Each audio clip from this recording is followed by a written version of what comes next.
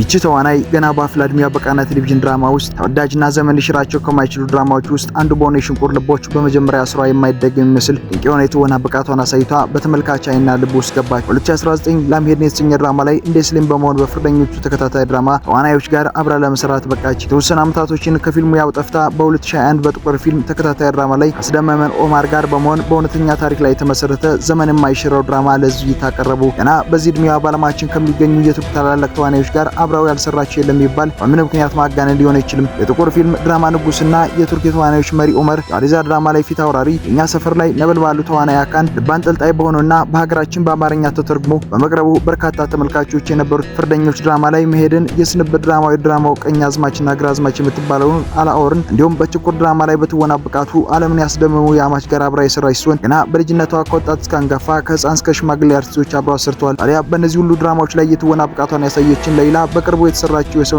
ማሳመሪያ ወይም ደግሞ ሰርጀሪ ከባድ መዘዝ ይዞባት መጥቷል። ሰላም እንዴት ናችሁ? ውድ የጃኬት ቤተሰቦች በተወዳጅና በተናፋቂው ድራማ መንታ መንገድ ላይ እንደ ሲቪ ላይ በመሆን በድንቅ የትወና ብቃቷ ያስደመመችን ስለ ሲቪ ላይ ግለ ታሪክ በተለይ ስለ ቤተሰቦቿ፣ ስለ ትዳር ሁኔታዋ፣ በአጋጣሚ የተሞሉት ድንቅ አጋጣሚዎቿ እንዲሁም ስለ ሰራቻቸው ፊልሞች በማህበራዊ ሚዲያዎች ስለተከተሏት በርካታ ሰዎች ስለ ሀብት መጠኗ እንዲሁም ደግሞ ለሁሉም መማሪያ ይሆናል ተብሎ በተለያዩ ሚዲያዎች ላይ እየቀረበ ስላለው የፍቅር ታሪኳና በቅርብ ስለሰራችው ሰርጀሪና አሁን ላይ የገጠማት ስላለው መዘዝ የምናስደምጣችሁናል። ቪዲዮ ላይክና ቻናሉን ሰብስክራይብ በማድረግ ከኛ ጋር አብራችሁን ቆዩ። ህይወት እሷ ባሰበችልን እንጂ እኛ ባሰብነው ውላ እንደማታውቅ ለማሳየት ይመስላል። አንድም ቀን ተዋናይ ሆናለሁ ብላ አስባ የማታውቀው እና እንኳን ሳዝና ሳቅ ስትል በሳቋ አንጀት የምትበላ በርካታ የቱርክ ተዋናዮችን በፍቅር ያሸነፈች እግዚአብሔር ድንቅ የጥበብ ስራውን ለማሳየት ታይቶና ሰምተው በማያውቅ መልኩ ውብ የሆነ ውበትን ከእርጋታ ጋር ለብሶ ሰጣት። ተዋናይዋ መልክ ብቻ ሳይሆን የጸባይ ባለቤት ናት። ታሳዝን ተመልካቾችን የሀዘን ስሜት በልባቸው የምታስተጋባ የሳቀች እንደሆን ልባቸውን ባሴት የምትሞላው ንስቷ የተቆጣች እንደሆን ደግሞ ማስፈራራት ብቃቱ ያላት ድንቅ ተዋናይ ናት። በችኩር ድራማ ላይ የተውን ከነበረው አካን ጋር የተዋወቀችበትን ቀን ሁል ጊዜ የምታመሰግነው አርቲስቷ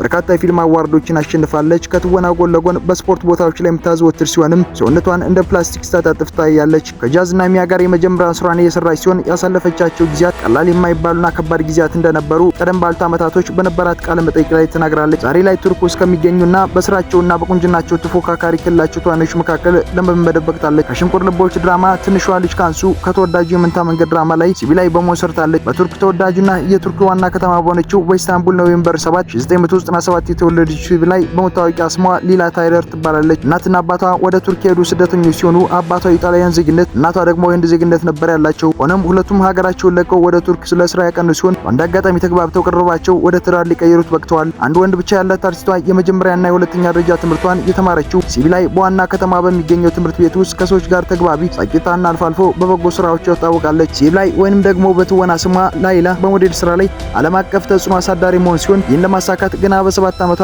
የሞዴሊንግና ዲዛይን ስራዎችን ትማር ነበር። በጣም የሚያስገርመው በዛ ዕድሜዋ ምኞቷን እውን ለማድረግ በዩቲዩብ እንኳን ሳይቀር ስለ ሞዴሊንግ መረጃዎችን ታሰባስብ ነበር። የመጀመሪያ ደረጃ ትምህርቷን ጨርሳ የሁለተኛ ደረጃ ትምህርቷን ስትጀምር ህልሟን ለማሳካት የተለያዩ አማራጮችን መስራት እንዳለባት የተገነዘበችው አርቲስቷ በትምህርት ቤት ላይ የሚደረጉ የኪነ ጥበብ ውድድሮች ላይ ብቃት ማሳየት አለብኝ በሚል የተሳተፈች ሲሆን ውድድሩን በ3ኛ ደረጃነት ለማጠናቀቅ ወቅታለች። በጣም የሚያስገርመው የአርቲስቷ 3ኛ ደረጃ መውጣት ሳይሆን በዚህ ውድድር አጋጣሚ የመጣላት ታላቅ ድል ነበር። 3ኛ ደረጃ ይዛ ከተሸለመችው ሽልማት ባሻገር አሁን ላይ እዚህ ደረጃ እንድትደርስ ከፍተኛው ሚና የተወጣላት ህዋ የተባለውና የሽንቁር ልቦች አዘጋጅ ከሆነ ባለሀብት አይኑ ውስጥ ለመግባት የቻለችው በመሆኗ ነው። ትምህርት ቤቱ በፊልም ኢንዱስትሪ ውስጥ የሚገኙ ታላላቅ የጥበብ ባለሙያዎችን ጠርቶ ስለነበር አንዱ የፕሮግራሙ ታዳሚ ህዋ በድራማዎች ላይ መሳተፍ ትፈልጋለች ሲል ጠይቃት እሷም ያለምንም አቅማም ተዋናይ መሆን እንደምትወድ ትነግሯለች። እሱም በዛው ወደ ቤተሰቦቿ ሂዶ ማንነቱን ተናግሮ በሚሰራቸው ፊልሞች ላይ ማሳተፍ እንደሚፈልግ ይነግራቸዋል። ቤተሰቦቿም ፈቃድ ሰጠውት ከዚህ ጊዜ በኋላ በተለያዩ ፊልሞች ላይ አሰርቷታል። ወደ ትወናው ዓለም ስትቀላቀል ረዳት ተዋናይ በመሆን የሰራች ሲሆን ከ6 ወር ቆይታ በኋላ መሪ ገጸ ባህሪን ተላብሳ በርካታ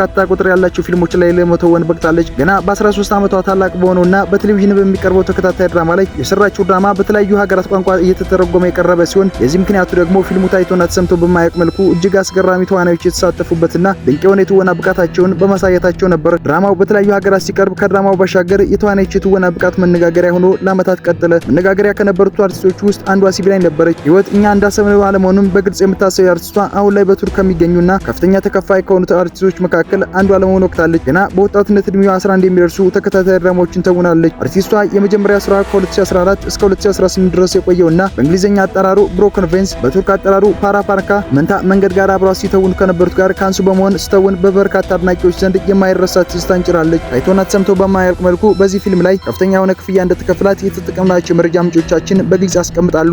እሷ በእኛ ሰፈር ድራማ ላይ ከምናውቀው አካን ጋር እንኳን አብራ የሰራች ተዋናይ ናት። ከነዚህ ፊልሞች ባሻገር በመንታ መንገድ ተከታታይ ቴሌቪዥን ድራማ ላይ ዓለምን ያስገረመና በተወሰነ ደረጃ በቂ ክፍያ ባለማግኘቷ ቅሬታ ቢጭርባትም የትወና ብቃቷን ያሳየችበት ጊዜ ነበር። በኢንስታግራም ገጿ ከ1.6 ሚሊዮን በላይ ተከታይ፣ በቲክቶክ ከ3.4 ሚሊዮን በላይ ተከታዮችን አፍርታለች። የፍቅር ሁኔታዋን ስናይ ሁለት ሰዎች በደማቅነት ይነሳሉ። የመጀመሪያው ሰው ገና በልጅነቷ ተወደደ የነበረውና ከአንድ ዓመት ተኩል በላይ በፍቅር መዝለቅ ያልቻሉት ካትሲዝ እና ሁለተኛው ጉዘል ጉንድረር የተባለው የቴሌቪዥን ተከታታይ በሚሰራበት ወቅት የተዋወቀችው ሰው ነው። በዚህ ድራማ ሁለቱ እንደ ፍቅረኛ በመሆን የተወኑ ሲሆን ድራማው ካበቃ በኋላ በፊልም የተወኑት ወደ እውነት ቀይረው በፍቅር አብረው ሊወድቁ ችለዋል። ከነዚህ በኋላ በተለያዩ የፊልም ፌስቲቫሎች እጃቸውን ተያይዘው መንቀሳቀስና ወቁልን ማለት ጀምረዋል። እኛም ለጥንዶቹ መልካም የትዳር ጊዜ እየተመኘን ለዛሬ ከጃይክ ቲቪ ያዘጋጀውን ፕሮግራም በዚህ ጨረስ። በቀጣይ እንዲሰራላችሁ የምትፈልጉን ኮሜንት ላይ ጻፉልን። ቪዲዮን ላይክ ካላደረጋችሁ ላይክ በማድረግ ቪዲዮ ሲለቅ በቶሎ እንዲደርሳችሁ አድርጉ። ሰናዩን ተመኘሁ።